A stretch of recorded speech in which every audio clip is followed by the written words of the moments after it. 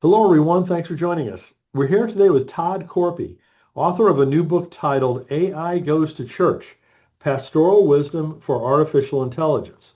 Todd and his wife, Tara Korpi, have served in ministry together for nearly 20 years. Together, they lead a ministry that resources and provides strategic consultation to churches and Christian ministries, using their unique blending of missiology and theosemiotics with their years of pastoral experience. Todd serves as missiologist in residence at One Hope and as director of the Digital Mission Consortia at the Wheaton College Billy Graham Center. He's assistant professor of Christian leadership at Fuller Theological Seminary and dean of digital ministry programs at Ascent College.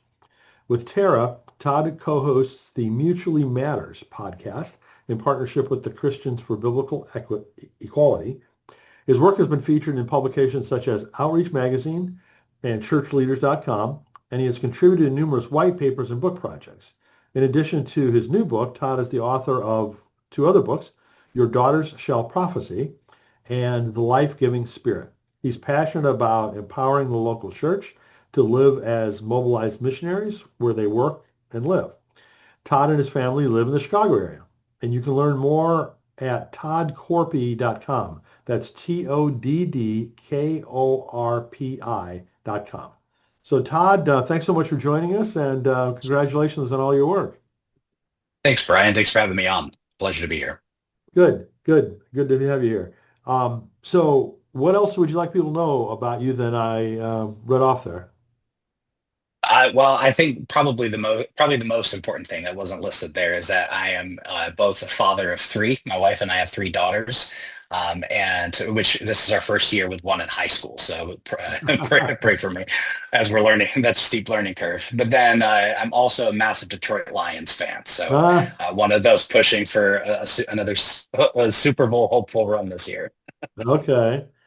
Well, since I grew up outside of Chicago, I'm, believe it or not, still a Chicago Bears fan, even though I haven't lived in Illinois for, I don't know, 50 years or so. But they're not doing so great. But anyway. Yeah, Um, they'll get there. yeah. Well, there's always hope, Yeah, just yeah, like the Cubs, right? right, exactly. So before we get to your book, could you tell us a little bit about a couple of the organizations that I mentioned, One Hope and the Digital Mission Consortia? Yeah, so One Hope is actually it's a mission organization that's devoted to helping children and youth engage Scripture around the world. So both in terms of access as well as discipleship. Probably one of the tools that many people would be most familiar with is the Kids Bible app on their phone. It was an initiative that was a partnership between YouVersion and One Hope, and so part of that is looking at how they can kind of creatively engage in that space. And obviously, because the next generation is spends a great deal of time online, we spend a lot of time looking into digital forms of ministry as well. But the consortia, the Digital Mission Consortia, is actually a research collab that is between a few different organizations that kind of lead in digital ministry. So YouVersion, Alpha, Talbot School of Theology, One Hope is a part of that, and it's housed at the Wheaton College Billy Graham Center. So the idea being that if we're sharing best practices and pain points and things of that sort and solving that with quality research and then just giving that away for the sake of the kingdom, that kind of a rising tides will raise all boats kind of ordeal. So that's been going on now for about 3 years, and we're having a lot of fun with it. Well, I think it's a great idea. I mean, technology and use of online tools and communication is not going to go away anytime soon. So, Yeah, and definitely not. and we're all still, I would say, new at it, and I haven't solved a lot of problems. So, Yeah, maybe solve some, created more, yeah, a little yeah. bit of this and that. Yeah, yeah, yeah. So let's talk about your book. As I mentioned, the title is AI Goes to Church, Pastoral Wisdom for Artificial Intelligence. So how did that book come about? Yeah, so the obviously, most people kind of are familiar with AI and in the way that we talk about it today because of ChatGPT, which released kind of publicly in 2022 and really brought AI to the forefront of cultural conversation. AI has actually been around for many decades now in various forms. If you've ever, selected a show from your favorite streaming platform under the section, movies we think you'll love or something like that. That was given to you by an AI algorithm. What you see in your social media feed and things of that sort. So it's while it's been around a lot, it's really kind of become a dominant part of conversation and a part of kind of the daily lives of a lot of people and how they directly interact with it. And around the same time, I was invited to lead the research for the Digital Mission Consortia. And so it kind of brought me into this space of digital ministry, and AI has been kind of this consistent companion along the way as we're researching and looking at best practices. And so as we were as kind of I began to immerse myself in this space. I'm not a technologist by training. I'm actually a missiologist, so I kind of work at the intersection of Christianity and culture and how the church can effectively minister to the cultures to which God calls us. But what I began to realize is that a lot of times when we talk about kind of this space of church and tech, we rush towards kind of the hacks, the best practices, the tips and tricks. A lot of tech books that are written for Christians, for pastoral leaders, and things of that sort have a fairly short shelf life because it's, hey, how do you, maximize your use of Facebook? Well, now, my my daughter is not on Facebook, but none of her friends are on Facebook. So it has, the way that things change so fast. I wanted to really kind of understand how do we get some theological grounding, some foundation, and build some practical guidance off of that can serve us beyond just the next 6 months when AI takes another pivot and another turn, but really kind of look at, okay, in light of this phenomenon, which really is going to change large portions of human society, how do we as Christians respond to that with faithfulness, with kind of a missional savvy, but also a connection to the great tradition, to our roots, and the wisdom of those who have gone before us? Well, so glad to see your book, and given I've got a technology background from years ago myself, it's such an important topic, and I haven't seen much in the way of books written about it yet that talk about the intersection of AI and faith. So, thank you for doing that. Um, uh, in the book, you mentioned that AI tools can equip churches to do ministry today, in cost-effective and time-saving ways. Can you talk a little bit about what are some of the practical ways that as we speak now, knowing that that changes, but how AI can help churches today? Yeah, I think there are really three kind of main areas that are fairly low hanging fruit. It doesn't take a lot of robust knowledge of artificial intelligence. I'm having been a pastor myself, I recognize Sundays come around with an alarming regularity, and so your average pastor doesn't have just weeks to pour into the latest and greatest on AI. But there's three areas that I think are really easy to integrate and fairly simple and low risk. The first is automating routine tasks. So I'm not talking about when we think of AI, we think, oh, it's going to it kind of widen the gulf between people, remove us away from relationships. I'm talking about what Pekka Hieman, the Finnish philosopher, calls automating the boring bits. So things that actually take us away from people-facing ministry. There are applications like Pulpit AI and Sermon Shots that will take your sermon video after the fact and chop it up into social media ready reels, small group guides, questions, things of that sort that can actually take you away from people facing time. One enormous opportunity is in the area of translation. Translation Mhm. into various languages has proven to be a very effective use of artificial intelligence. And it's so thinking through like what are the people groups, the language groups that are within my ministry context that I'm not reaching because of language barriers, and how can we use this resource to be able to cross those barriers? And then there's simple things like graphic design and image generation and things of that sort. I would venture to guess most pastors preparing their slide deck or whatever for a Sunday sermon, if you add up all the time that you would get that you waste just looking for the right image to drop in, that Yes, can be yes. saved in a relatively short period of time. The second is enhancing communication. So most church leaders don't have a super robust understanding of things like SEO or search engine optimization or no understanding social media algorithms and things of that sort.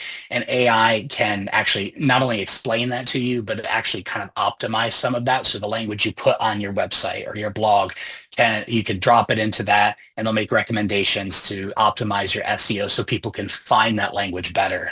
And then finally, it possesses the opportunity actually to free people, including church leaders, up in their time to create margin so we can spend more time in pastoral care and relationship rather than just administration. There's Mm. a caveat there that there's always the temptation to just fill up that margin with more stuff to do, the latest, another, project, another ministry or whatever. But if we're wise, we can actually use some of that margin to do the things that matter, which is ultimately spending time with people. Cool, cool. Well, those are very practical suggestions. I appreciate that. Yeah. Um, so with, many technologies, I've seen them in the early stages utilized pretty effectively to help small organizations. But as everyone jumps on the bandwagon, the small fry kind of get muscled out by larger companies with much larger budgets. So, two examples would be blogging and social media itself. Um, do you think that that kind of phenomenon will happen with AI? That's a very interesting question because had we had this conversation 6 months ago, I would have said, absolutely it will. You're going to have those because it's so expensive to create things like a large language model, which is what ChatGPT and Claude and all of these other Gemini and others from Google, what they are. It takes millions of dollars and tons of people power. But we're seeing as the technology progresses, the cost to actually create to diminish, and some of the threshold to actually do that be a little bit easier to access. In part because of AI. I'll give you a good example. I don't know anything about coding. I took a coding class in high school for a now defunct language or dead coding language called Visual Basic. It does me no good Sure. now. Yeah, I used And to write so, in that too. yeah, yeah. But I have used ChatGPT to help and to generate code so that I can create various applications and stuff. So I think that there's potential for some of that threshold to be lowered. One really good example is with the ministry Glue. Which specializes a lot in kind of the church and tech space. They've recently launched a beta model of a large language model that even a year and a half ago would have been kind of a pipe dream just because of the cost threshold.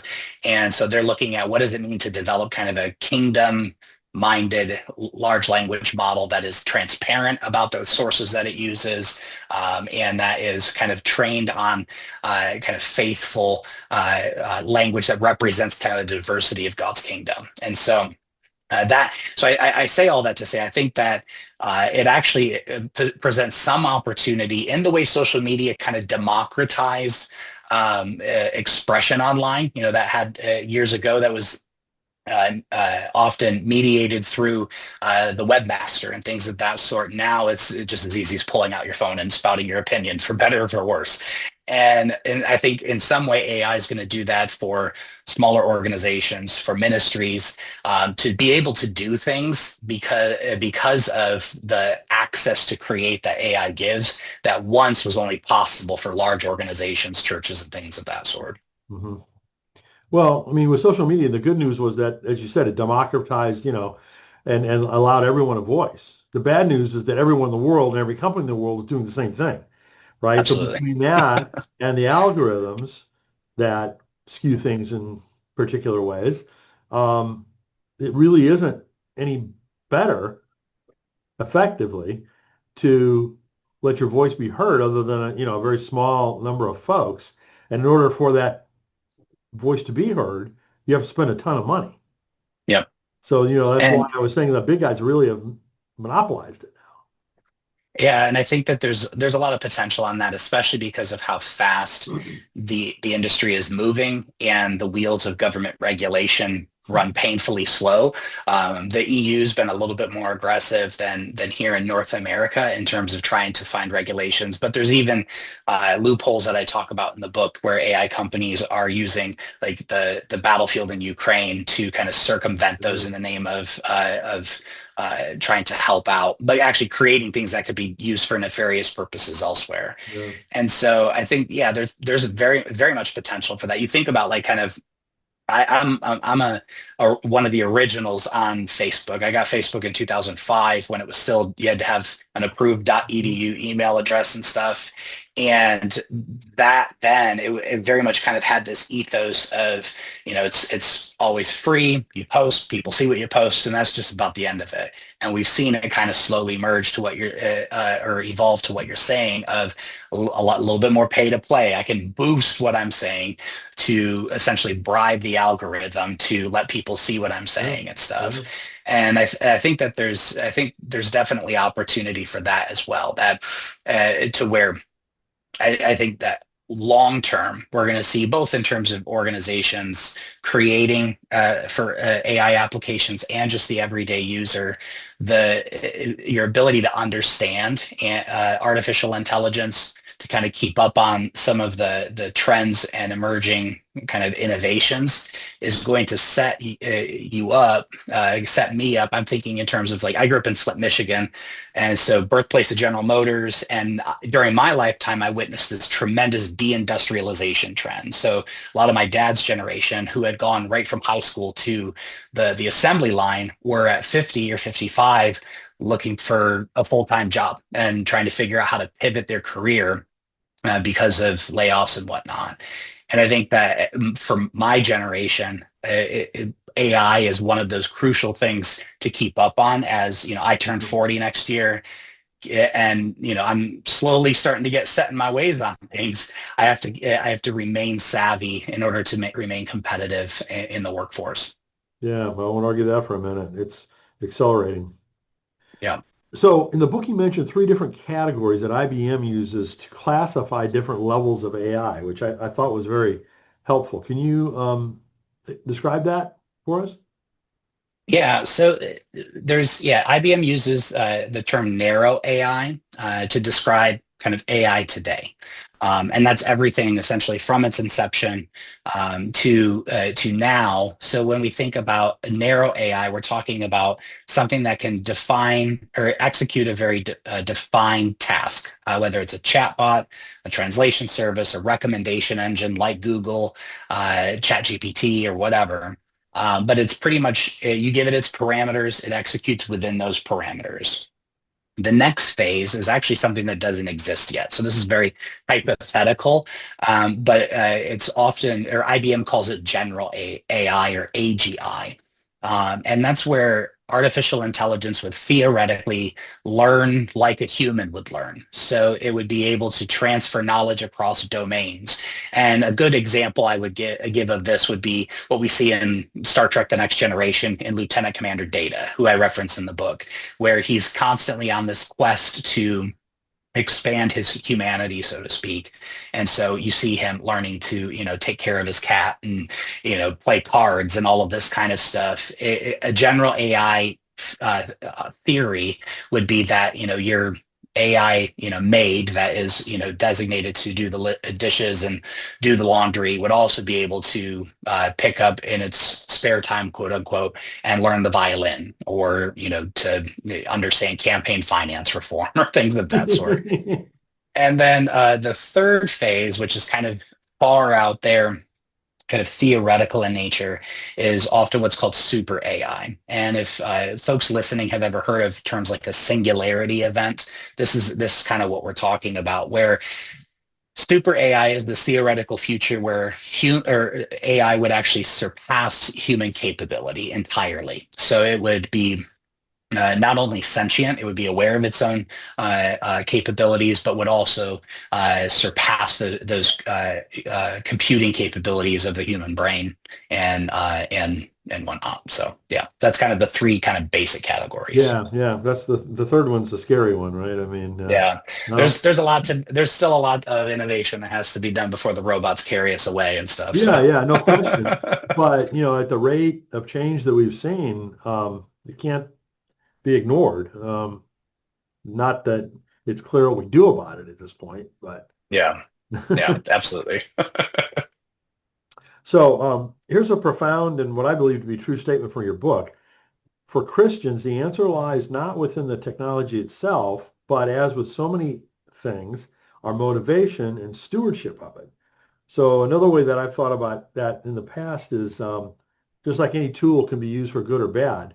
Um, the more powerful the tool, the more good or bad it can do or help someone do. 100%. How do you see that area? Yeah, it's very much like, you think of a hammer as a tool. I can use a hammer to build a house. I think about, Jimmy Carter, who spent his post-presidential years, working with Habitat for Humanity and building houses for under-resourced communities and whatnot. Or you can also use it in such a way that has also been used to bludgeon someone over the head with it. And so that's not an indictment or even praise for the hammer itself. It's a matter of the person that wields it. And the same would be said about cars. Same would be said about nuclear power. The internet itself. It could be used to, keep in touch with loved ones who are separated by distances, or it could be used to, rob, unsuspecting people of their retirement accounts because of, some sort of scam or whatever.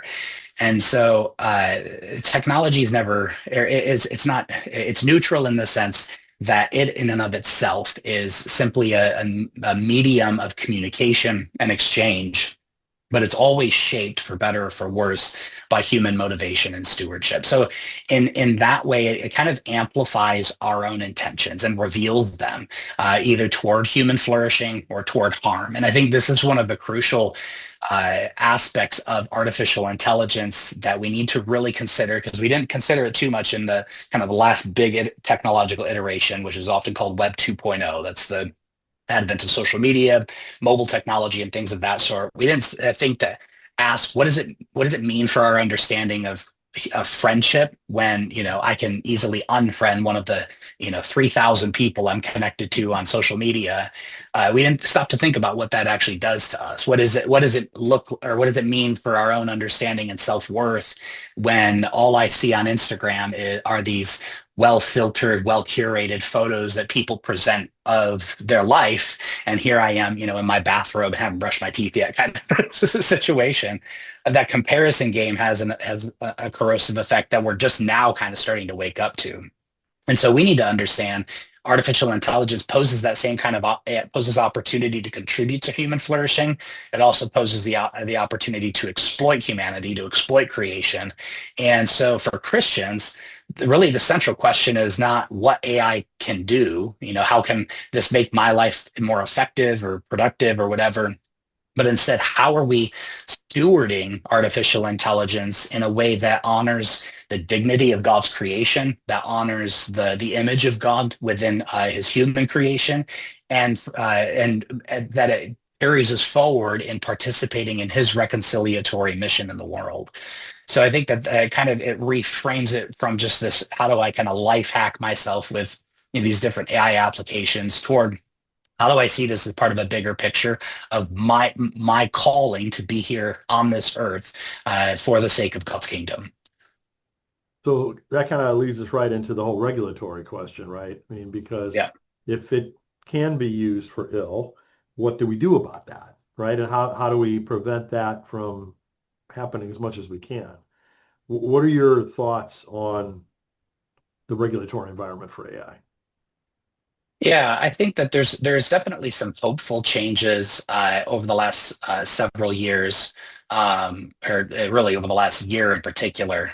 Like I had mentioned, the European Union, even here in the States, we're starting to kind of ask some questions about AI regulation, specifically within specific sectors like the legal sector, education, healthcare, things of that sort, of how we protect people's information and privacy in this age where we, kind of all seem more than happy to just expend or to give it away.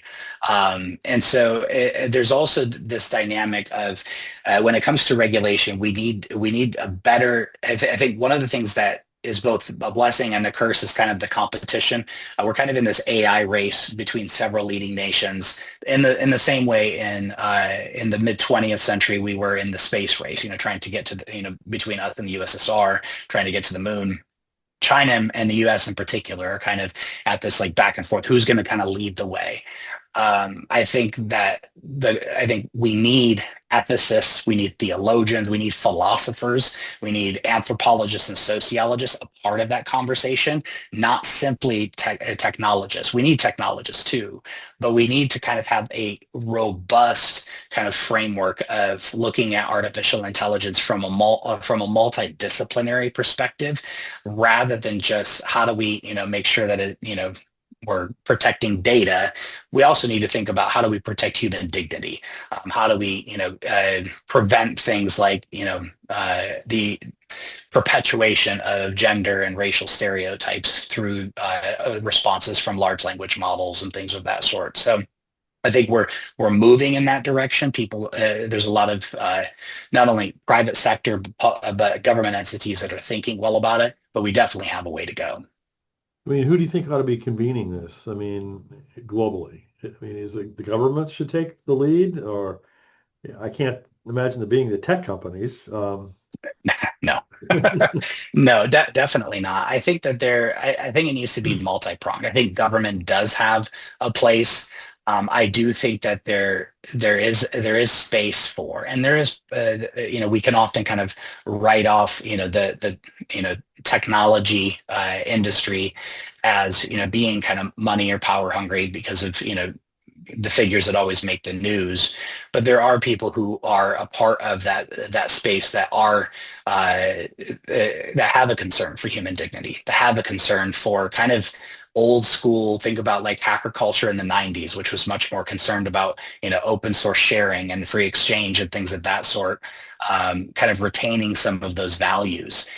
And so I think that I think there is opportunity within the tech space. I know, Google is looking at forming or has formed kind of some ethical governance internally, but I'm cautious of just simply trying to outsource our understanding of regulation, and the establishment of regulation to large institutions like governments. I think it takes collectives of different organizations, different companies, cross-sector collaboration. But ultimately, I think there's this tendency that Wendell Berry addresses in an old essay that he wrote years ago, called "Think Little," and he taught. This was in the midst of the civil rights movement, the Vietnam War, and things of that sort. And in response to those movements, he criticized kind of our tendency as Americans to simply kind of outsource our concern for justice and reform to large organizations, and not give consideration for how we individually participate in that process. So, and it creates a dissonance to where I might be, really upset and, be, voting for people that are going to put an end to things like, child labor. But then, I'm still, shopping in my personal shopping habits are leveraging or using those companies that exploit from child labor. And so I think that we need to think through how can I individually, as a person, not simply wait for. I think there is an advocacy piece, but how can I individually look at integrating AI in a way in my life that contributes to the good of my neighborhood, the good of my neighbor, my family, and things of that sort.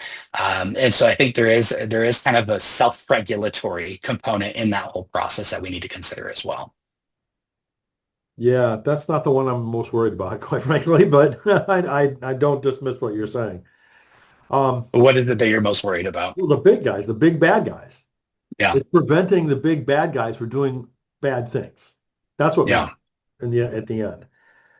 And I don't think you and I as individuals can fight that or prevent it. We can't, I mean, we get regulated for our own use, but not for ill use at large. yeah. I think that there's opportunity and precedence for organization to force companies to lean on them to do certain things. But I tend to share a great deal of pessimism about specifically large tech companies that kind of almost exist ahead of the awareness of institutions that have the capacity to regulate them. Yeah. I don't know if we have a good answer for how to rein that in apart from no longer using their products. But the reality is much of the world that we live in is shaped by the products that they use Yeah. or And the that they bad put guys are forward. going to use whatever the best product is available, whether, um, it's not available to you or I or not. Yeah. So anyway, it's a big issue, and there's no easy answer to it. I realize that. So you introduced me to a new term I'd never heard before, ontological designation. Could you explain to folks what that is? Yeah. So ontology refers to the nature of being. An ontological designation is about naming what something actually is. So when I talk about kind of our ontological designation as human beings, I kind of separate AI in terms of we use a term like artificial intelligence. It implies this degree of intelligence that is inherent to AI that actually doesn't exist. So AI, that intelligent feature, has historically been measured in its contrast or comparison to human intelligence. So AI may mimic intelligence, but in and of itself does not possess it. So it doesn't have personhood, even though it can mimic semblances of personality and relationship and things of that sort. So I talk about in the book how as technology continues to evolve in this space, specifically within two subcategories. The first being kind of relational artificial intelligence, so thinking chatbots, those kind of resources that are often used to mimic human relationship. They can empathize, they can be confidants, and at a very low risk because it's not going to go spill the tea, to somebody else. Then you also have this emerging field that is there's a lot of effort and money and time put into, which is AI powered robotics, getting a kind of humanoid looking robots into everything from your warehouse to your home. To be able to be in those spaces, either to replace human work or to be a complement to it, and so we can see already in this relational space, there's a lot of attachment. People report as they engage chatbots and things of that sort, a great deal of kind of a perception of trust and bonding that takes place. So it's just a matter of time before those two converge. And we see that already in kind of popular level movies of, androids that, mimic human relationship and things of that sort. There's a ton of them that have been out there. And it's going to call into question what is a human? If that bot, if that android looks human and acts human, can reason like a human, is it human? Does it deserve rights? And pastors are going to inevitably be faced with questions about, everything from can my AI, home robot be saved to, questions of sexuality and things of that sort. And so it's important for us to have this robust theology of the image of God. Now, when we look at Genesis, we see one that imaging status, that's where I get the term ontological designation of an imager is something that is assigned by God to humanity. It's not something that we have the capacity to take up on our own. And so it's an external designation that every time throughout human history, humans have taken upon themselves the felt right to say what is human and what is not. Tragedy and catastrophe inevitably follows. Some of the worst things that humans have ever inflicted upon one another has been as a result of saying, well, that people group is not human. That people group is subhuman and things of that sort. So this is one of those situations where a Christian conviction, a Christian response should be that to be human is to bear the image of God. To bear the image of God is to be human. And that means that's an externally derived designation that's been given to us. So no matter how sophisticated artificial intelligence may ever be, it fundamentally will not be human. Hmm. Hmm. Yeah, I mean, hard to argue with that, but it's going to be fascinating to see how that plays out, all kinds of practical aspects of it. So one thing that I was glad that you raised in the book is that AI is inherently biased. So could you help folks understand why that's the case and how that's the case? Yeah, I mean, at kind of a foundational level, AI is biased because AI uses data, and data is Right. compiled by humans, and humans have bias, and we never shed our bias. And so that kind of Yeah. that chain of custody results in bias as well. And so we kind of almost think sometimes about data as being like this like objective kind of all-encompassing thing. There's kind of this movement within tech called big data, that basically kind of the underlying assumption is if data is biased, we need more data to correct the bias. If we have all the data, eventually we'll reach perfection. And that kind of has this Babel kind of quality to it in terms of, we're going to, eventually we'll achieve kind of this perfection like the Most High.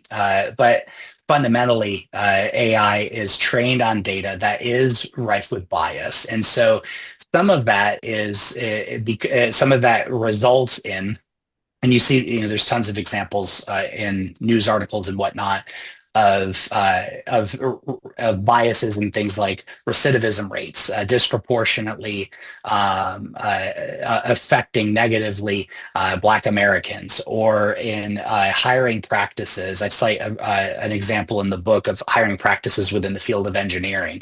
It's going to look at the ideal candidate based off of who current candidate or who current engineers are, and most engineers fit a very narrow gender and racial kind of demographic. And so they found in those hiring practices, it was just straight up rejecting candidates based solely on those factors because it didn't meet that ideal.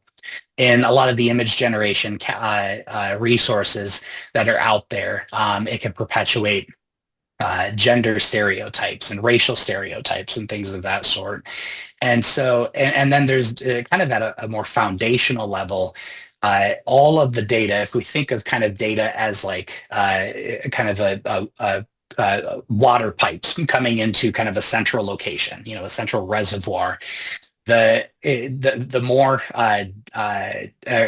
that an organism, or I'm sorry, more that a people group or part of the world has access to consistent internet, to faster internet. It's like having bigger pipes from those areas. So more water is going to flow into the central reservoir from those locations. Because of that, we actually have the kind of general knowledge that AI feeds off of tends to skew heavily Western, heavily kind of middle class and above. And so it has a tendency to overlook the poor. It has a tendency to overlook under-resourced communities. It has a tendency to overlook the global South.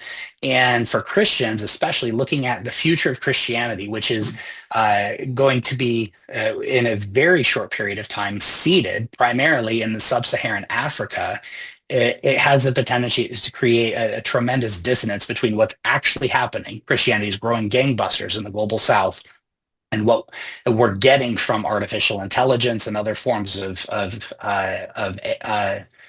kind of algorithmic thinking, and that is representation of the West.